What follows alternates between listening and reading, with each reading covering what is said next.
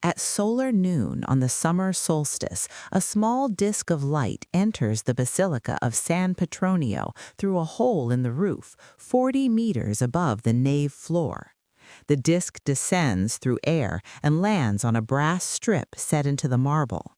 On the longest day of the year, with the sun at its highest, the disk falls near the altar end of the line. At the winter solstice, it strikes the far end, close to the north wall. Every other day it falls somewhere between. The strip is 66.8 meters long. John Domenico Cassini installed it in 1655. It is still accurate. Bologna has a different relationship to measurement than most Italian cities. The world's oldest continuously operating university has stood here since 1088. The university taught astrology as a formal academic subject for 4 centuries. The city produced the first documented phosphorescent material in European history, trained the man who later mapped the rings of Saturn, and maintained a tarot card tradition old enough to predate, by several generations, the French occultists who later claimed to have invented tarot divination. The hidden canals under the old center run beneath streets where an Inquisition tribunal killed one of the region's most celebrated healers in 1498. The world's longest portico leads to a virgin crowned in heaven. It has 666 arches. Bologna does not advertise most of this. What separates Bologna from other Italian cities with esoteric reputations is documentation. Turin's occult history rests on 20th century books built on earlier myths. Bologna's sits in university records and Inquisition files backed by astronomical publications and physical instruments anyone can verify. The astrology professor burned in Florence held his chair here. The phosphorescent stone found outside town was cited by Galileo and published by a Roman professor in 1612. The meridian line in the cathedral was built to a precision that its calculated solar year still matches the modern measured value to within a second. In Bologna's university, occult history and scientific history were the same curriculum. A single argument about celestial influence and the power hidden in matter ran through both. Cassini arrived in Bologna at 25 in 1650, appointed to the university's chair of astronomy through the patronage of Cardinal Cornelio Bentivoglio. He had a concrete problem. The Julian calendar was drifting from the solar year at a rate that made Easter calculations increasingly unreliable. The astronomical tables used by European courts had accumulated small errors over generations, and correcting them required measuring the sun's motion with a precision existing instruments could not reach. He needed something bigger than a quadrant. He looked at the nave of San Petronio and saw the solution. The basilica, still unfinished after 2 centuries of construction, had a ceiling 40 meters high and a nave floor several dozen meters long. If Cassini drilled a small hole in the roof at a measured height and set a graduated brass strip in the floor directly below, the building itself became a telescope. Sunlight entering the hole at solar noon would project a bright disk onto the floor. The disk's position on the strip would indicate the sun's declination for that day. By recording the position across months and years, Cassini could calculate the eccentricity of Earth's orbit directly. He drilled the hole in 1655, placed the lens, and set the 66.8-meter brass strip into the marble floor at the calculated distance. What his measurements confirmed was what Johannes Kepler had proposed. The sun's apparent diameter is not constant throughout the year. It appears fractionally larger in January than in July because Earth is slightly closer to the sun in winter. This meant Earth's orbit was elliptical, not circular. Cassini published his San Petronio observations in 1665. The data contributed to the most precise calculation of the solar year length achieved to that point in European science. His calculated year length was 365 days, 5 hours, 48 minutes, and 45 seconds. The modern measured value is 365 days, 5 hours, 48 minutes, and 45.2 seconds. The instrument was damaged in 1706 when Habsburg troops occupied the cathedral during the War of the Spanish Succession and used the nave as a stable. The strip was repaired in subsequent decades. The instrument was tested against satellite data in the 20th century. It remained accurate. Cassini left Bologna in 1669, invited to Paris by Louis XIV to direct the new Académie des Sciences. From the instrument he left behind in San Petronio, he moved to an observatory south of Paris where he measured the solar parallax, estimated the distance from Earth to the Sun, and identified the gap in Saturn's ring system that still carries his name. The University of Bologna was founded in 1088. The claim to be the oldest university in continuous operation in the Western world is grounded in documented evidence, identifiable professors and student guilds with written statutes traceable to the late 11th century, formal disputations in civil and canon law. The institutional model that spread to Paris and Oxford was worked out here first. As the institution expanded into medicine, natural philosophy, and mathematics, it incorporated Greek and Arabic learning that included astrology and what medieval scholars grouped under the heading of the occult sciences, disciplines concerned with causes invisible to ordinary sense. The chair of astrology was a funded faculty position. Pietro d'Abano lectured in Bologna in the late 13th century before taking the chair of medicine and philosophy at Padua. His principal work, The Conciliator, completed around 1310, attempted to reconcile the contradictions between Greek and Arabic medical authorities by treating astrology as the underlying science connecting celestial motion to terrestrial physiology. He argued that a skilled physician needed to calculate planetary influences as precisely as a builder calculates load. He was accused of heresy twice and died before the second verdict could be executed. The Inquisition burned his effigy and his books. The Conciliator continued to circulate in manuscript and went through numerous printed editions after 1472. Cecco d'Ascoli held the chair of astrology at Bologna around 1322. His commentary on a standard university astronomy text generated a heresy investigation when the chapter on celestial influences included material on talismans and demonic intermediaries and an argument that planetary positions governed character absolutely, removing human will from the equation. He was suspended from teaching, banned from commenting on astrology again, and required to make a public profession of faith. He ignored the ban. Cecco moved to Florence, continued writing his encyclopedic Italian poem, the Acerba, and in 1327 was burned at the stake by the Florentine Inquisition. The Acerba survived in at least 43 manuscript copies, some circulating specifically because they contained the condemned passages. The chair continued to be funded well into the 16th century.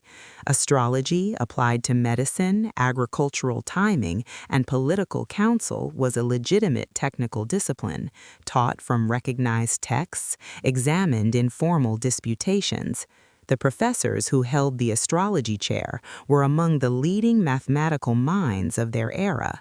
Several corresponded with the same network of scholars that produced Copernicus and Kepler.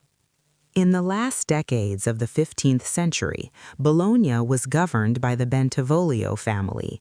Giovanni II Bentivoglio ran the city as its effective lord from 1462, and his court included astrologers, humanist scholars, and physicians as a matter of routine. Gentile Budrioli moved within this world. She was a healer, astrologer, and herbalist. The Inquisition records that survive from her case refer to her as the Strega Massima, the greatest witch. The phrase indicates recognized authority. Other practitioners acknowledged her position at the top of a hierarchy of practice. Her clients included people of rank. What she actually did was what women practitioners of her period did at the highest level of the profession. She diagnosed illness using herbal knowledge combined with astrological calculation. She prepared remedies. She advised on auspicious times for decisions and actions. The line between legitimate herbal medicine and illegal magical practice was drawn differently depending on who complained and about whom. In Budrioli's case, the person who complained was her husband. His testimony to the Inquisition, submitted around 1498, forms the core of the surviving record. He described practices that crossed from the ambiguous zone of natural medicine into territory the Inquisition recognized as devil-aided magic, rituals performed at night, invocations using names the Church classified as demonic, preparations made under specific planetary hours calculated to produce effects on specific persons. The tribunal moved against her. She was condemned. She was executed. Her case belongs to a pattern documented across northern Italy in the same period. Scholars Matteo Duni and Martine Osterero, working from 15th century witch trial records in the region, have shown that women with established practical reputations operating at the intersection of healing and astrological knowledge became vulnerable to prosecution when a domestic relationship broke down. A husband's testimony was typically sufficient to initiate proceedings. The ecclesiastical courts required neither independent corroboration nor physical evidence. The Bentivoglio court that had presumably used Budrioli's services was gone within 8 years. Pope Julius II drove Giovanni II Bentivoglio out of Bologna in 1506. His palace was demolished by the population on the same day he fled. The papal legate took administrative control of the city, a situation that persisted with interruptions until 1860. Budrioli did not live to see any of it. The documentation is in the Archivo di Stato di Bologna. The file contains the husband's deposition, the tribunal's process notes, and the record of the sentence. On a hillside called Monte Paderno, a few kilometers outside Bologna to the southwest, a man named Vincenzo Cassiarolo went looking for the Philosopher's Stone around 1603. Cassiarolo was a cobbler by trade and an alchemist by inclination, a combination that was not unusual in a period when alchemy attracted practitioners from across the craft and merchant classes. He had heard that Monte Paderno contained heavy and unusual stones.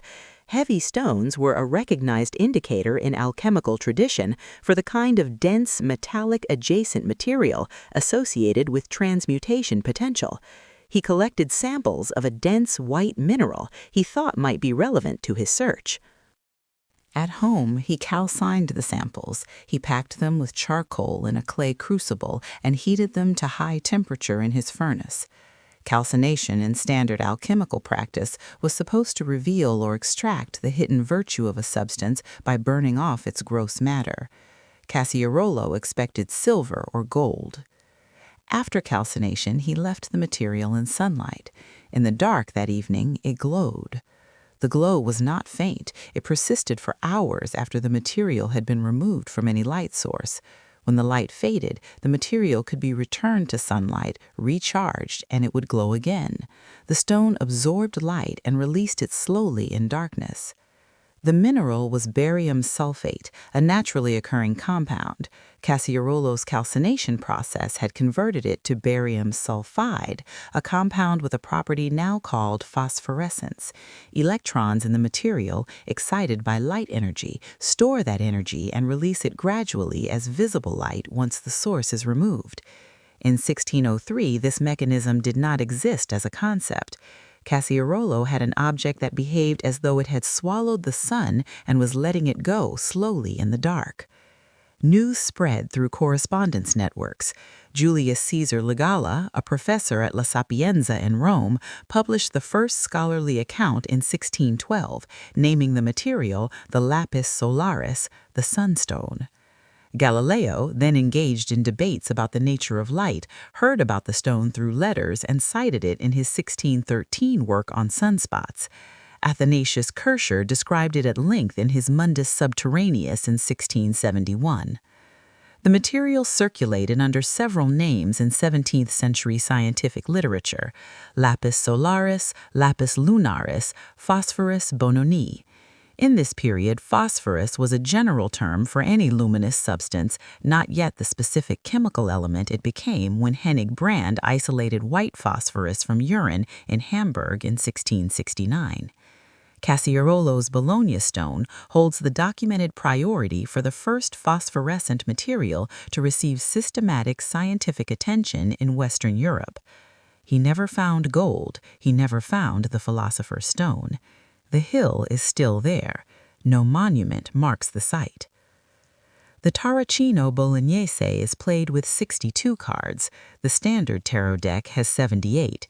The Bolognese variant removes the 2 through 5 of each of the 4 suits, leaving all 22 trumps, all court cards, the aces, and the 6s through 10s. The game has been documented in Bologna since at least the early 16th century. Printed decks produced in the city survive in museum collections from that period. The game is still played in Bologna today. Local clubs maintain the rules, and the tradition has a published literature going back several centuries. In terms of unbroken continuity from the 16th century to the present, no other tarot variant matches it. The more contested question is when tarot cards began to be used for divination rather than gameplay. The standard account attributes the invention of tarot reading to the French Protestant pastor Antoine Court de Gebelin, who in 1781 published an argument that the cards encoded ancient Egyptian wisdom. He was wrong. The cards are demonstrably Northern Italian, dating from the 1440s in Ferrara and Milan, and contain no Egyptian content.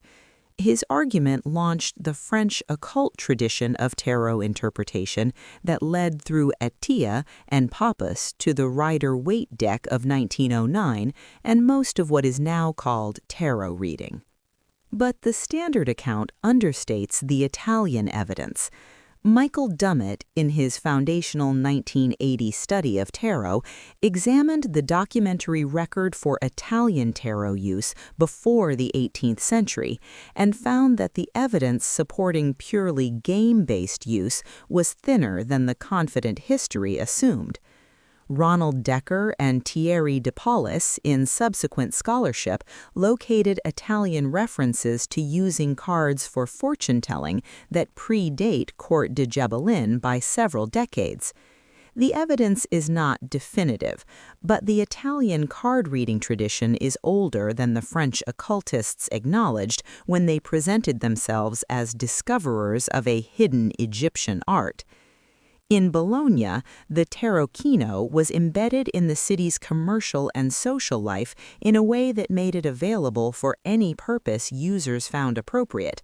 The cards were sold by printers, played in taverns and palaces, and formed part of the city's everyday material culture for several centuries before a French theologian decided they came from the Nile. On the southwestern edge of Bologna, at the foot of the hill rising toward the Apennines, a Baroque triumphal arch marks the beginning of the longest portico in the world. From it, a covered walkway climbs 3,796 meters up the flanks of the Colle della Guardia to the sanctuary of the Madonna di San Luca. It has 666 arches. The portico was constructed between 1774 and 1793, funded through private donations by Bolognese citizens, guilds, and confraternities. Each donor was responsible for a specified section, and the sections were built sequentially over more than a century. The arches were numbered during construction, and the total was recorded in the building accounts. Church authorities were aware of the final count from the late 18th century. No contemporary source suggests the total was planned. The distance from the city to the sanctuary determined the portico's length, and the terrain determined its path. The aggregate of funded sections produced 666. The path climbs in a broad, winding route that, viewed from the hillside above, traces an S-curve through the vegetation. The medieval Christian association of the serpent with Satan is well established. The composition from above, 666 arches curving toward a sanctuary of the Virgin, reads as a visual argument. The sanctuary crowns or refutes what the path beneath it introduces. The portico was built explicitly to shelter pilgrims from the weather during the annual procession from the city to the sanctuary. The arches are functional architecture. The count is a product of arithmetic, not theology. But the city that housed a university chair of astrology for centuries, that has a cathedral floor with a precision solar instrument, and that maintained the world's oldest continuous tarot game, is also a city where 666 functional arches leading to a virgin treading on a serpent acquired a reputation that the church's building committee did not plan for and cannot fully control. The annual procession has taken the icon from the sanctuary down through all 3,796 meters of portico into the city and back every year since 1433. Medieval Bologna had 12 main city gates. According to a tradition preserved in Bologna's civic chronicles from the early modern period, each gate was associated with one of the 12 signs of the zodiac, and the city's layout, oriented around these gates, encoded a cosmological map into the urban fabric. The association was attributed to the city's Roman founders, who were said to have planned Bologna with deliberate astrological intent. The Romans established Bologna as a Latin colony in 189 BC, built on a standard military grid. What Roman urban planners actually had in mind has not survived in any primary source. The idea that Roman colonies were laid out according to zodiacal symbolism circulates in esoteric literature, but has not been substantiated by historians of Roman town planning. The 12-gate zodiac correspondence is more plausibly a medieval projection. Numerous Italian cities were explained to their medieval inhabitants as solar cities, sacred geometries, or cosmological maps encoded by ancient founders. The practice served civic pride and ecclesiastical legitimacy. Bologna's long institutional investment in academic astrology gave this particular projection more staying power than it might have had elsewhere. When the professors across the street were teaching planetary influence as a rigorous science, the idea that the city itself was designed on cosmic principles was at least consistent with the intellectual environment. The tradition has outlasted the architecture. Walk along certain streets in Bologna's old center, and you can hear water moving under the pavement. Beginning in the 12th century, the city diverted the Reno and Savina rivers through a network of channels designed to power mills and supply the water-intensive industries that made Bologna wealthy, the silk-throwing workshops and dyeing vats. At their maximum extent in the 14th century, approximately 100 kilometers of canals ran through and around the city. The historian Aldo Berselli documented 24 mills operating within the city limits during the peak of the system's development. As the industries declined, the channels were progressively covered. The last major covering occurred in the early 20th century, driven by public health ordinances and the demands of motor traffic.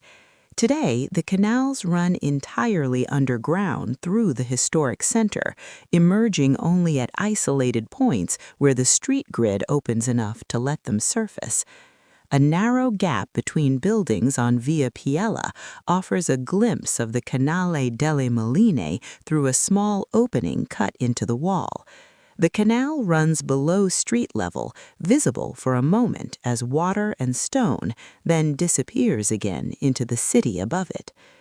The folk tradition attached to the hidden canals is older than their concealment. The Birdae were female spirits said to inhabit the waterways of the Emilian Plain. The Bolognese folklorist Antonio Ferretti, in his 1924 collection of regional legends, described them as women who had drowned and whose spirits remained attached to the water where they died.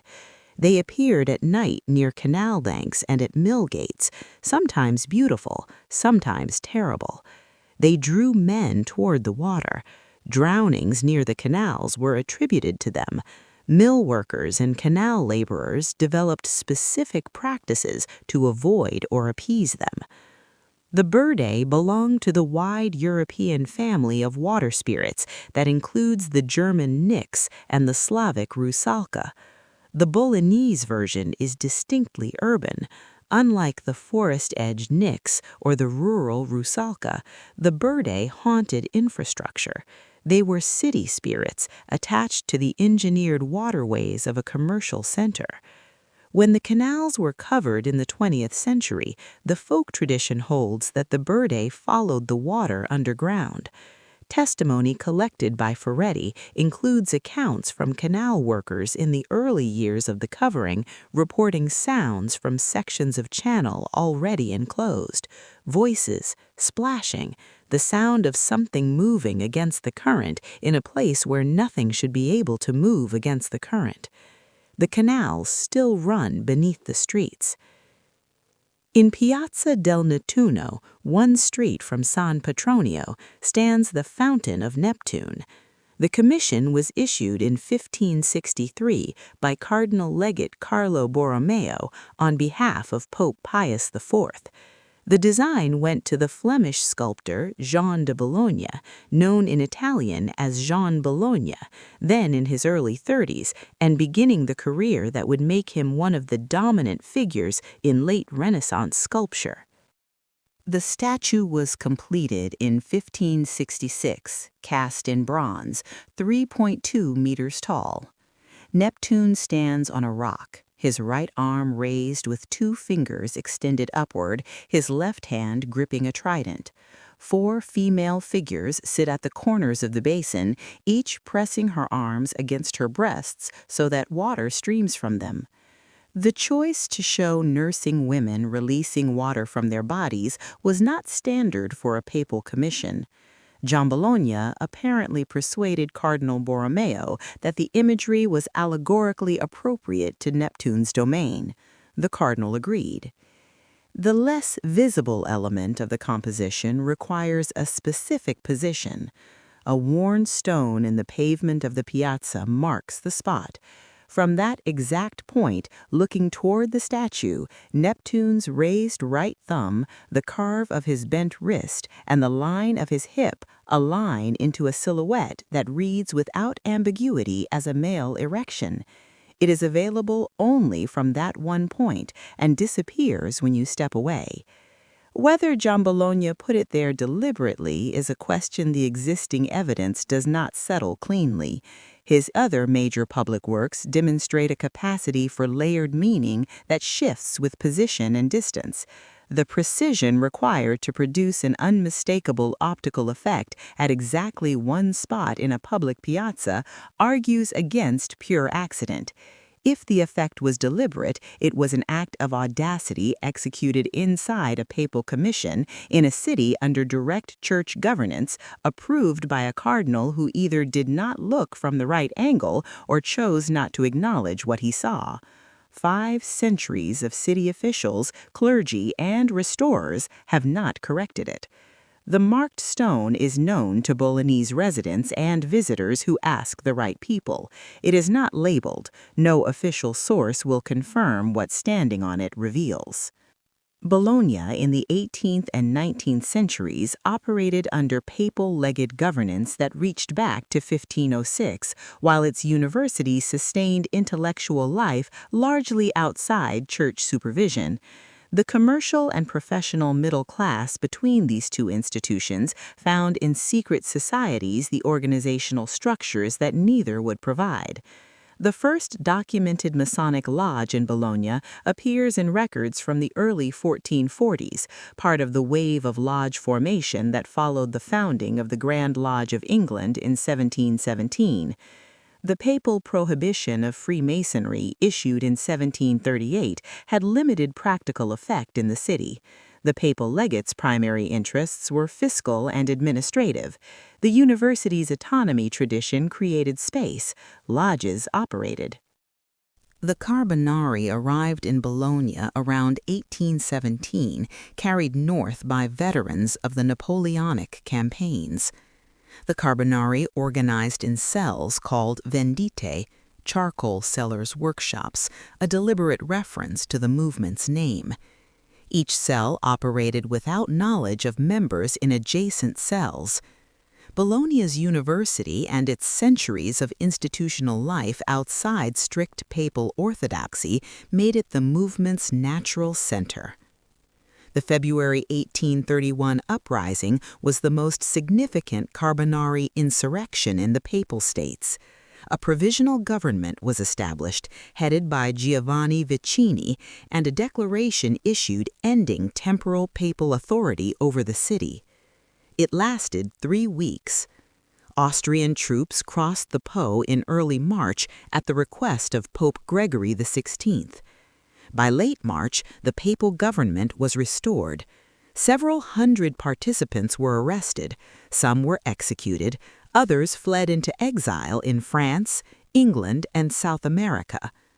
The movement failed in the short term.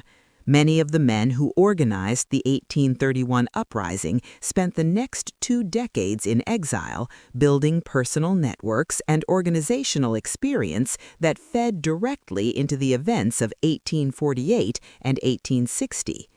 The Risorgimento, through which Italy became a unified state, drew heavily on those networks.